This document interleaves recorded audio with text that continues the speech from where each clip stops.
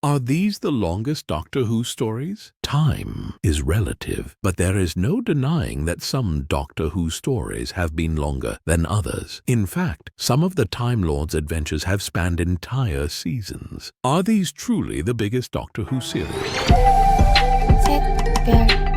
Doctor Who Season 1. Did you know that the very first season of Doctor Who is technically one long story? Each of the Doctor Who stories in this season connect to one another, meaning that you can effectively watch them through from an unearthly child to the Reign of Terror. Apart from the missing episodes, of course, you will need to boot up the CD player for Marco Polo, and you'll need to set aside some 17.5 hours to appreciate it. Remember, for viewers at the time, it wasn't clear when one adventure ended, another began. The Doctor Who serials simply melded into one another, and the series didn't use official serial titles in those days, only individual episode titles, so it was even harder to discern. But what do you think? Is Doctor Who Season 1 really one big story, or is it more accurate to consider it a collection of smaller adventures? Doctor Who Season 12 and 13. We face a similar problem with the Doctor Who stories of Seasons 12 and 13. Like Doctor Who Season 1, each adventure rolls into the next. This was actually quite a novel idea at the time, and it hadn't really been done since the William Hartnell days. Thus, it is possible to watch everything in Doctor Who Season 12 from Robot through to Revenge of the Cybermen, and effectively feel like you have watched one long adventure. Moreover, the latter story connects to the opening serial of Doctor Who Season 13, Terror of the Zygons, if you want to stretch your viewing marathon even further. And for the super hardcore among you, there is also the final story of Season 11, Planet of the Spiders, which connects directly to Robot. That's 12.5 hours of viewing. Fact fans, better stock up on the jelly babies. The Key to Time. Doctor Who Season 16 is effectively one epic quest. The Doctor Who stories in this series aren't linked as obviously as those in Seasons 1 and 12,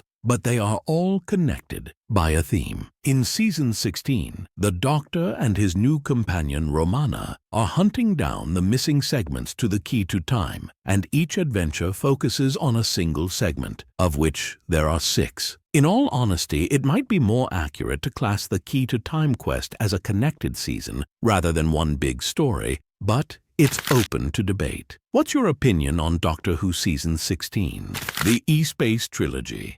Doctor Who revisited the idea of a connected series a couple of years later when John Nathan Turner took over the reins as producer. And whilst not all of Doctor Who Season 18 is connected, many of its stories are, most notably, the E-Space Trilogy, which comprises Full Circle, State of Decay, and Warrior's Gate. These Doctor Who stories see the Time Lord and Romana plunged into an alternate universe, and they spend 3 adventures trying to find their way out. In Romana's case, she never escapes, although this is because she chooses to stay. Moreover, the Doctor picks up another companion over the course of the trilogy in the shape of Adric, whilst also saying goodbye to K9. It's a roller coaster. At the same time, the E-Space Trilogy is one of the shorter entrants on our list at a mere 5 hours. Although, if you're feeling hardcore, you could tack on the Doctor Who stories which follow. The Keeper of Traken, Logopolis, and Castrovalva, as these are all connected. Arguably, the Keeper of Traken takes place close to the events of Warrior's Gate,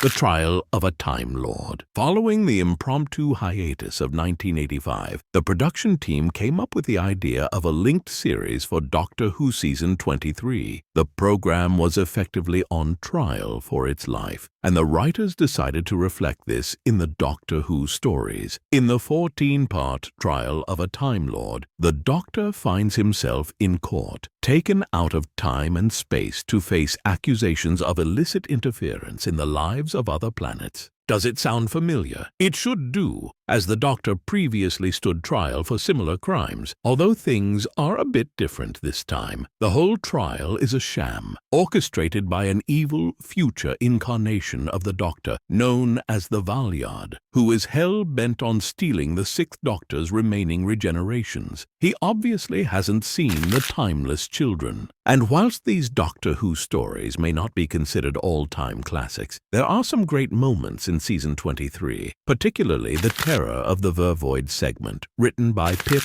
and Jane Baker. This season is also notable for featuring the final contributions of longtime writer Robert Holmes, who sadly passed away before he could finish his last script. Flux. Doctor Who Series 13 was never intended to be a connected season, but it became that way, and considerably shorter, due to the COVID pandemic of 2020. These 6 Doctor Who stories concern a wave of destruction known as the Flux, which threatens to wipe out the entire universe, and indeed, it does destroy a considerable chunk of it. Unusually, this fact isn't addressed or set right at the season's conclusion, and indeed, the following stories carry on as if nothing had happened. The Flux was, however, ultimately acknowledged in 2022's Wild Blue Yonder, as the Time Lord struggled to come to terms with everything that had happened. Candidly, you will doubtless be confused by these Doctor Who stories, as they are ambiguous, confusing, and riddled with unanswered questions. Presumably, this was the intention of the writer and showrunner Chris Chibnall, as there are moments like the Doctor's vision of the mysterious house which are never explained. But it's visually striking and chock full of beloved Doctor Who monsters, including the Daleks, Sontarans, and Weeping Angels. So tell us, which is your favorite of these epic Doctor Who stories? Can you think of any others we could add to this list? Let us know in the comments below.